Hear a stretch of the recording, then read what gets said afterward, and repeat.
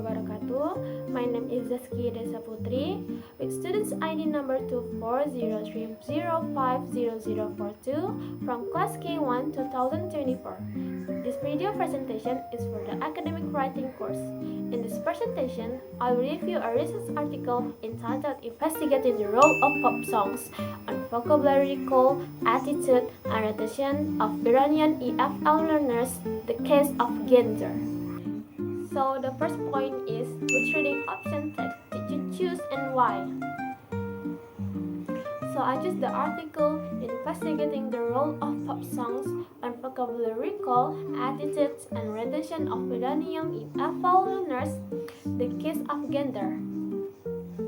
I selected this text because it explores an interesting and relevant topic in language learning. How music, especially pop songs, can help students remember new vocabulary and improve their attitudes toward learning English. Since music is a universal medium that connects people emotionally, I wanted to see whether it could also make language learning more effective and enjoyable. The second point, what was the most important thing that you learned from the text you choose to read? The most important thing I learned is that pop songs can significantly improve vocabulary recall and retention among EFL learners. The study compared two groups. One learned vocabulary through pop songs and the other learns without music. The results show that the musical group not only remembered more words, but also felt more motivated and confident. Another key finding is the role of emotion and motivation in learning. When learners enjoy what they are doing, their affective filter becomes lower, meaning they are more open to learning and less afraid of making mistakes. The article also mentioned that male learners slightly outperform females in this study.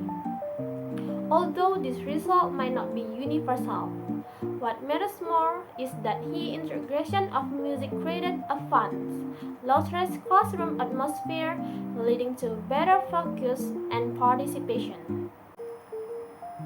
The third point, what additional thought or question came to mind as you were reading and thinking about this article?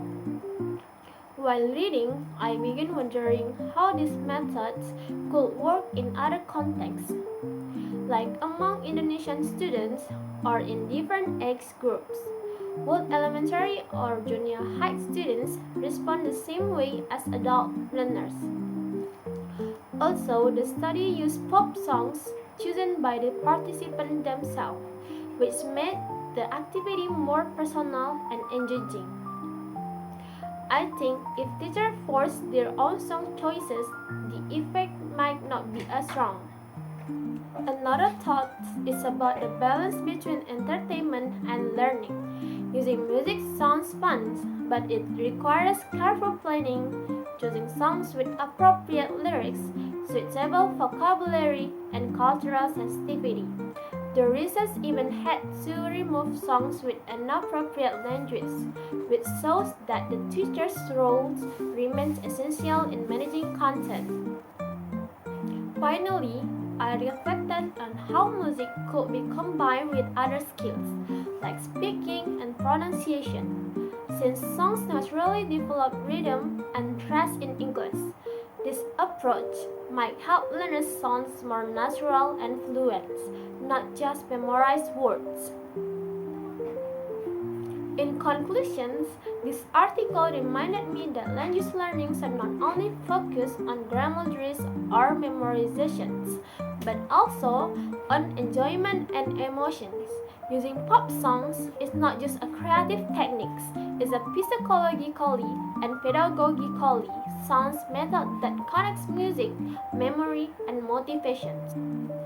In conclusions, this article reminded me that language learning should not only focus on grammaries or memorization, but also on enjoyment and emotions.